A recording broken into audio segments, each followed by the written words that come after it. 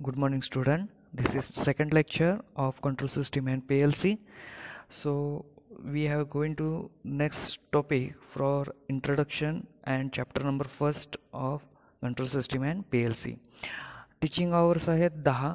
तुम्ही बघू शकता टीचिंग आवर्स आहेत 10 आणि टोटल मार्क्स आहेत 12. त्यामुळे ह्या चॅप्टरला पहिला सुरुवातीला खूप वेटेज आहे आणि याच्यामध्ये महत्त्वाचे पॉईंट्स तुम्हाला स्टडी करायचे आहेत. ते तुम्हाला आता दिसतच आहेत. तर तुम्ही बघू शकताय की आपल्याला याच्यामध्ये पहिला पॉईंट स्टडी करायचा आहे तो कंट्रोल सिस्टीमची ब्लॉक डायग्रॅम. तो सगळ्यात महत्त्वाचा पॉईंट आहे. 4 मार्काला MSBTच्या क्वेश्चन पेपरमध्ये प्रत्येक वेळेला येऊ शकतो.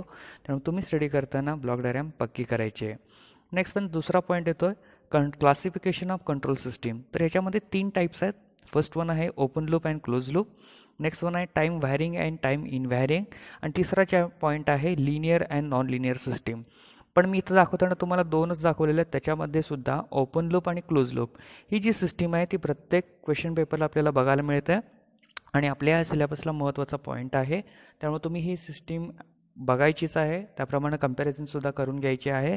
आणि त्याच्यानंतर सेकंड पॉईंट येतो time varying and time invariant system. हे सुद्धा पॉईंट आपल्याला जास्तीत जास्त कंपॅरिझनमध्ये विचारले जात आहेत. त्यामुळे आपण याच्यावर जास्त फोकस करायचा आहे. तर याच्यामध्ये आणखीन एक सब टॉपिक आपल्याला दिसतोय servo system. What is servo system हा सुद्धा आपल्या क्वेश्चन पेपरला येणारा महत्त्वाचा पार्ट आहे. तर त्याच्यामध्ये सुद्धा 2 टाईप्स आहेत. AC servo system and DC servo system. Next one या चॅप्टरमध्ये इंट्रोडक्शनमध्ये मी सांगितल्याप्रमाणे 2 थेरॉटिकल पॉईंट्स आहेत. 1.1 अँड 1.2. तर आता 1.3 हा जो आहे तो ट्रान्सफर फंक्शन्स आहे जो आपल्याला फर्स्ट इयरच्या मॅथमॅटिक्समध्ये घेऊन जातो आहे. तर याच्यामध्ये सुद्धा ओपन लूप आणि क्लोज लूप सिस्टीम आणि त्याचप्रमाणे RC, LC आणि RLC सिस्टीम ह्या 2 सिस्टीमचे आपण ट्रान्सफर फंक्शन्स बघणार आहोत. आणि त्याच्यानंतर 1.4 जो आपल्याला दिसतो आहे की ब्लॉक डायग्राम रिडक्शन टेक्निक हा खूप इंटरेस्टिंग पॉईंट आहे आणि त्याच्यानुसार आपल्याला एक्झाम्पल्स परीक्षेमध्ये पडू शकतात आणि त्याच्यावर आपल्याला जास्तीत जास्त एक्झाम्पलसाठी विचार करायचा आहे आणि आपल्याला जास्तीत जास्त एक्झाम्पल सोडवायचे आहेत. 9 रूल्स आहेत. ते 9 रूल्स आपण ॲप्लाय करून काय करायचं आहे आपण मॅक्झिमम सिस्टीमचं मिनिमम सिस्टीममध्ये कन्व्हर्जन करून घ्यायचं आहे. ओके. नेक्स्ट पॉईंट आपण आता ह्या चॅप्टरमध्ये आजच्या लेक्चरमध्ये आपण काय बघणार आहोत ते पहिला बघूया. पहिला आहे आपण introduction of the control system and PLC block diagram. तर त्याच्यामध्ये डेफिनेशन पहिला महत्त्वाची आहे. नेक्स्ट वन जी बेसिक ब्लॉक डायग्राम कंट्रोल सिस्टीमचे आहे ते आपण स्टडी करायचे आहे आणि त्या डायग्राममध्ये असणारे कॉम्पोनंट्स आपण आता काय करायचे आहेत स्टडी करायचे आहेत. ओके. नेक्स्ट वन इंट्रोडक्शन बघा.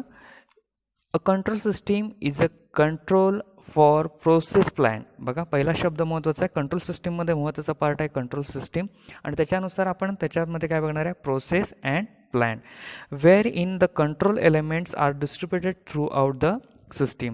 This is in contrast to non-disturbance system which use single controller a central location. बघा मल्टिपल इनपुट्स आहेत आणि एक आपल्याला प्रोसेसिंग युनिट आहे तो सर्व ठिकाणी बसवलेला नाही आहे तर एकाच ठिकाणी सेंट्रल लोकेशनला बसवलेला आहे आणि त्यानंतर काय केलेलं आहे की त्याच्यामध्ये असणाऱ्या कंट्रोल ॲक्शननुसार काय केलेलं आहे आपण वेगवेगळे सिस्टीम्स हँडल केलेले आहेत. Hierarchy of control is connected to the communication network for command and monitoring. The type of automated control system. आता आपल्याजवळ बऱ्याचशा ॲटोमॅटिक कंट्रोल सिस्टीम्स आहेत.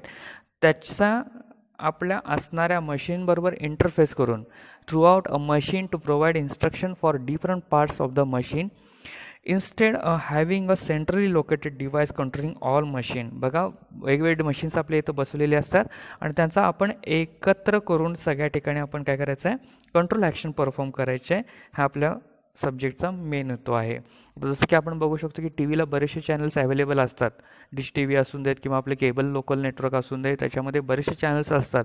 पण आपला TV काय करतो आहे असणाऱ्या रिमोट थ्रू काय करतो आहे आपण चॅनल सिलेक्ट करून पर्टिक्युलर चॅनल आपण लावून काय करतो आहे आपण कंट्रोल ॲक्शन परफॉर्म करतो आहे. आता ही झाली रिमोट प्लेस ॲक्शन. बरोबर आहे ना की आपण रिमोट हातामध्ये घेतला आहे. TV लॉंग डिस्टन्सला आहे. सेटअप बॉक्स बसवलेला आहे. तुम्हाला चॅनल प्रोव्हायडर काय करतो आहे वेगवेगळे चॅनल्स प्रोव्हाइड करतो आहे पण त्यातलं तुम्ही पर्टिक्युलर कोड दाबून पर्टिक्युलर चॅनलचा नंबर दाबून काय करतो आहे आपलं आवडतीचं चॅनल लावत आहे. बघा फॉर इन्स्टंट आता बघा आपण there are many one machine on section control dry element of cake फर्स्टने. आता आपण केक तयार करणारे मशीन्स बघतोय ॲटोमेशन सिस्टीम बघतोय दूध फॅक्टरीज आहेत तर त्याच्यामध्ये काय आहे वेगवेगळ्या ठिकाणी वेगवेगळे प्रोडक्शन चालू आहेत. म्हणजे बघा दूध येतंय, ते आपण कलेक्शन करतोय, केल्यानंतर परत त्याला बॉईल करतोय, बॉईल केल्यानंतर त्याच्यानंतर परत त्याला पिशवीमध्ये पॅक करतोय आणि परत ते गिरायकासाठी पाठवून देतोय. तर ह्याच्यामध्ये काय आहेत, बऱ्याचशा कंट्रोल ॲक्शन्स आपल्या इन्क्लुडेड आहेत. Collection of hardware and instrument necessary for implementing the control system. मग त्यासाठी नेमकं हार्डवेअर काय लागणार आहे आणि त्याच्यासाठी आपल्याला कंट्रोल ॲक्शन्स काय करावे लागणार आहेत हे आपल्याला या पॉईंटमध्ये सिलेबसमध्ये बघायचं आहे. ओके, नेक्स्ट पार्ट आपण डेफिनेशन बघूया. It's mean by which a variable quantity or set of variable quantity. बघा दोन अर्थ आहेत, व्हेरिएबल क्वांटिटी असून दे किंवा सेट ऑफ व्हेरिएबल क्वांटिटी. आणि की आता आपण बघतो की टाईमनुसार चेंज होणाऱ्या ऑटोमेशन्स आपल्याकडे अवेलेबल आहेत आणि त्यानुसार आपल्याला असणारे इनपुट्स व्हेरिएबल आहेत, तर त्यानुसार आपल्याला कुठल्या कंट्रोल ॲक्शन्स परफॉर्म करायच्यात ह्यासुद्धा महत्त्वाच्या आहेत. Confirm to prescribe norm. It either holds the value of control quantity constant and cause they vary the prescribed way. A control system may operated by electricity. बघा पहिला पॉईंट येतो electricity और bye mechanical means. म्हणजे याच्यामध्ये दोन्ही sections included आहेत. Control action perform करण्यासाठी दोन्ही सिस्टीमचा वापर केलेला आहे, electrical as well as mechanical. By fluid pressures, liquid और गॅस, और बाय कॉम्बिनेशन ऑफ मीन. म्हणजे बोथ टेक्नॉलॉजी आपण याच्यामध्ये वापरू शकतो किंवा आपल्याला माहीत असणाऱ्या हायड्रो प्लांट्स आपल्याला माहीत आहेत, हायड्रो टेक्नॉलॉजीज माहीत. चलो next part, block diagram of control system. तुमच्या समोर जी दिसते ते आपल्याला बेसिक ब्लॉक डायग्राम आहे आणि तीच परीक्षेला महत्त्वाची आहे. बऱ्याचशा पेपरमध्ये बऱ्याचशा डायग्राम्स आहेत, पण याच्यामध्ये सुद्धा आपल्याला कन्फ्युजन करायचं नाही आहे. आपल्याला महत्त्वाचे जे पॉईंट्स आहेत ते मी आत्ता तुमच्या समोर शो केलेले आहेत. बघा एक इनपुट क्वांटिटी आहे. ओके, नेक्स्ट पण त्याच्या पुढे लिहिलेलं आहे error detector. This is a main part of the control system and another part is a feedback element. Okay, आपल्याला दोन पॉईंटवर जास्त डिस्कशन करायचं आहे. एक म्हणजे एरर डिटेक्टर आणि नंतरचं आहे ते फीडबॅक एलिमेंट. नेक्स्ट पण कंट्रोल ॲक्शन्स आहेत आणि त्यानंतर प्लांट आहे. तर मग आपल्याला basic component of the control systems आहेत. First one is a plant, next one is a feedback, next one is a controller, next one is a error detector. तर मग याच्यामध्ये मी सुद्धा अजून एकदा सांगतोय तुम्हाला की एरर डिटेक्टर आणि फीडबॅक सिस्टीम हे आपल्या कंट्रोल सिस्टीमचे मेन पार्ट्स आहेत.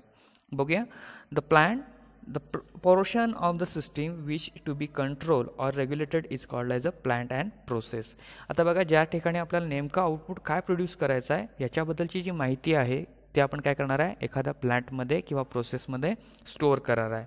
It is a unit where actual processing performed, and if we observe the above figure, the input plant is control single signal generated by the controller.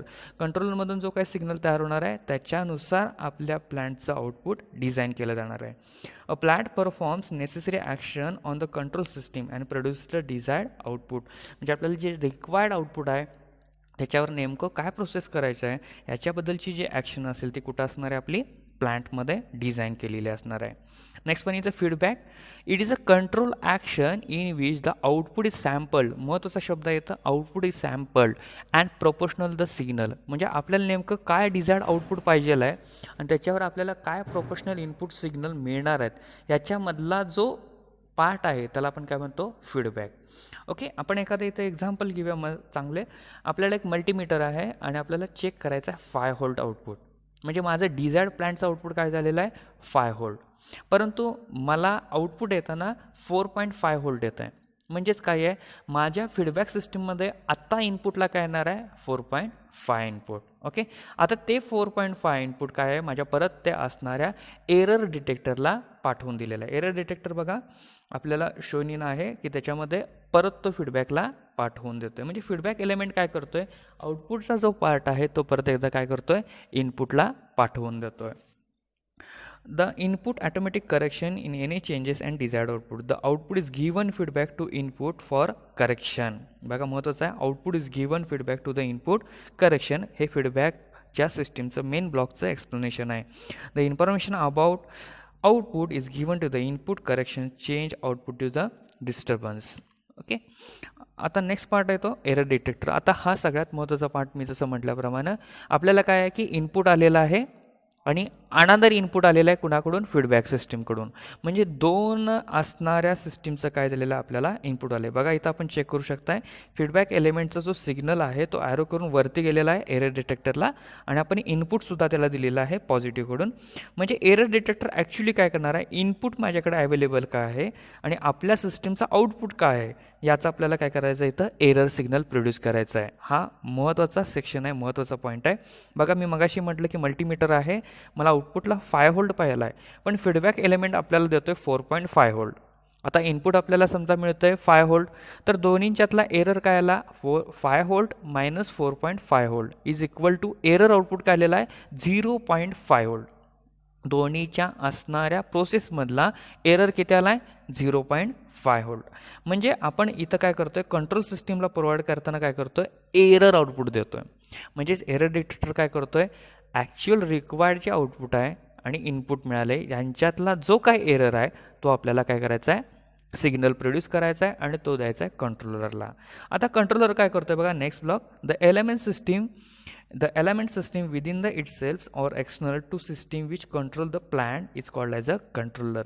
नेमका error किती आहे, किती आउटपुटमध्ये error आपल्याला पडतोय आणि तेवढाच आपल्याला काय करायचं आहे, ॲम्प्लिफाय करायचा आहे to the itself or external the system which control the plant and called as a controller. बघा असणाऱ्या इनपुट आणि आउटपुटमध्ये जो काय एरर सिग्नल प्रोड्यूस झालेला आहे त्याच्यामध्ये काय करायचं आपल्याला, वीक सिग्नल असेल तर तो ॲम्प्लिफाय करायचा आहे आणि जर हाय सिग्नल असेल तर आपल्याला काय करायचं आहे, रिडक्ट करायचं आहे. म्हणजे आपल्याला डिझायर्ड आउटपुटपर्यंत जायचं असेल तर कंट्रोलर काय करतोय, एरर सिस्टीमवर आपल्या काम करतोय. In the most system the controller itself the amplify the error signal. बघा जो एरर सिग्नल आहे त्याच्यामध्ये जो एरर आलेला आहे तो काय करतोय, आपला ॲम्प्लिफाय करतोय. म्हणजे आता काय झालेलं आपलं 0.5 व्होल्ट काय आपल्याला ड्रॉप आउट आहे, म्हणजे कमी आलेलं व्होल्टेज आहे ते काय करतोय, तो इन्क्रीज करायचा प्रयत्न करतोय. ओके, तर मग कंट्रोलर हा महत्त्वाचा पार्ट आहे का, जो काय करतोय, असणाऱ्या कंट्रोल सिग्नलमध्ये असणाऱ्या कंट्रोल आउटपुटमध्ये एरर सिग्नल जो आलेला आहे त्याचं ॲम्प्लिफिकेशन करून काय करतोय, आउटपुटच्या ब्लॉकला देतोय. ओके, नेक्स्ट पार्ट आहे आपला, थोडंसं मी एक्झाम्पल्स इथं आपल्याला दिलेले आहेत. बघा एक्झाम्पल्स ऑफ कंट्रोल सिस्टीम. आता लिक्विड लेवल कंट्रोल सिस्टीम बघा याच्यामध्ये 3 दिलेत मी. AC आधीच मी मागच्या लेक्चरला घेतलेला आहे, एअर कंडिशनर. नंतर आहे ट्रॅफिक कंट्रोल सिस्टीम, जी आपल्याला माहिती आहे की ट्रॅफिक सिग्नल बसवलेली असते, किंवा होम हीटिंग सिस्टीम. आता यातलं आपण एखादं एक्झाम्पल घेऊया, कुठलं, रूम टेम्परेचर किंवा लिक्विड लेवल कंट्रोल. तुमच्या घरामध्ये पाण्याच्या टाकीच्या इथं बसलेला असतं बघा, तो काय करतो बघा, इथं आपण बसूया. समजा माझ्या टाकीची लेवल आहे ती 10 मीटरपर्यंत आहे. ओके, म्हणजे माझं आउटपुट काय आलं, लेवल ऑफ द 10 मीटर. परंतु पाण्याची लेवल आत्ता इनपुटला माझ्या फक्त काय आहे 2 मीटरपर्यंत आहे. बघा माझं आउटपुट मला रिक्वायर्ड आहे 10 मीटर, मला इनपुटला आहे 2 मीटर. म्हणजे माझ्या एरर डिटेक्टरला पहिला सिग्नल आलेला आहे तो 2 मीटर. आता फीडबॅक सिस्टीम काय करेल की मला आउटपुटला काय रिक्वायर्ड आहे 10 मीटर, बरोबर आहे. आउटपुटला काय रिक्वायर्ड आहे माझ्या 10 मीटर. तर फीडबॅक काय करेल, मला इथं निगेटिव्ह साईनला बघा त्या एरर डिटेक्टरच्या निगेटिव्ह साईनला काय सांगेल 10 मीटर सांगेल. मला इनपुट आहे 2 मीटर, बरोबर आहे. म्हणजे 2 मायनस 10 म्हणजे माझा एरर सिग्नल किती प्रोड्यूस झाला -8 मीटर. म्हणजे मला अजूनही काय करायचं आहे -8 मीटरपर्यंत पाण्याची लेवल फिलअप करायची आहे, बरोबर आहे. मग त्याला कंट्रोल काय करेल, टेक द कंट्रोल ॲक्शन. म्हणजेच काय करेल 8 मीटर मला असणाऱ्या पाण्याची लेवलची गॅप आहे, मला लेवल गाठायची आहे, त्यासाठी काय करेल तो पाण्याची मोटर चालू करेल. आता पाण्याची मोटर कुठं आली, प्लांट सेक्शनमध्ये बसवलेली असेल. पाणी काय होईल आपलं खालच्या साईडून वरच्या साईडला ते पुलअप केलं जाईल. आता या ठिकाणी प्रत्येक वेळेला पाण्याची लेवल मोजण्याचं काम कोण करेल, फीडबॅक एलिमेंट. आता पाणी चालू केले, समजा परत लेवल झाली 7 मीटर, सॉरी आउटपुटला मला रिक्वायर्ड किती आहे 10 मीटर आहे. आता माझ्यात आणखीन 1 मीटर पाणी भरलेलं आहे. फीडबॅक एलिमेंट काय करेल 8 मीटर आधी होतं तिथं काय करेल 7 मीटर. म्हणजे एरर सिग्नल झाला परत किती, इनपुट 2 आहे, आउटपुटला 7 आहे, 7 वजा 2 5 मीटर झाला. म्हणजे कंट्रोल परत पाण्याची लेवल चालू केलेली. आता इनपुट आलेलं आहे, आउटपुटला माझ्या पाण्याची लेवल बरोबर 10 मीटर झालेली आहे, बरोबर आहे. म्हणजे माझी काय झालेली इथं पाण्याची टाकी फुल झालेली आहे. त्यामुळे फीडबॅक एलिमेंट काय करेल 10, इनपुटला 10 आहे, आउटपुटला 10 आहे, दोन्हींचा एरर सिग्नल काय प्रोड्यूस करेल 0. म्हणजे माझ्या आउटपुटच्या एरर डिटेक्टरला आउटपुट काय येणार आहे माझं, एरर इज अ 0. त्याच वेळेला कंट्रोलर लक्षात घेणार आहे की माझ्या पाण्याची लेवल भरलेली आहे, त्यावेळेला काय करणार, तो मोटर स्टॉप करणार आहे. बरोबर आहे ना. म्हणजे या ठिकाणी कंट्रोल सिस्टीममध्ये आपल्याला काय करायचं आहे, एरर सिग्नलवर जास्तीत जास्त फोकस करायचा आहे आणि जो काय एरर सिग्नल असेल त्याप्रमाणे आपल्याला काय करायचं आहे, आउटपुट डिझाईन करायचं आहे. दिस इज अ वन. अनादर एक्झाम्पल इज अ AC. आपल्याला माहिती आहे रूम टेम्परेचर आपण 27 डिग्री 24 डिग्रीला सेट करतोय. आता या ठिकाणी रूम टेम्परेचर एन्व्हायरमेंटनुसार प्रत्येक वेळेला चेंज होत असतं. मग त्या ठिकाणी काय होणार आहे की AC सारखा ऑन ऑफ होणार आहे आणि त्यामुळे आपला AC जास्तीत जास्त खराब होऊ शकतो. त्यासाठी त्याला एक पर्टिक्युलर टेम्परेचर रेंज दिलेली असते, त्याला आपण डेड झोन असं म्हणतो. बरोबर आहे. समजा मी 27 डिग्री सेट केलेली आहे, तर 27च्या वरती एक 2 डिग्री सेल्सिअस म्हणजे 29 डिग्री सेल्सिअस आणि खालती म्हणजेच 25 डिग्री सेल्सिअस, हा जो डेड बँड आहे त्यावेळेला तो काय झाला पाहिजे, AC ऑन ऑफ झाला पाहिजे.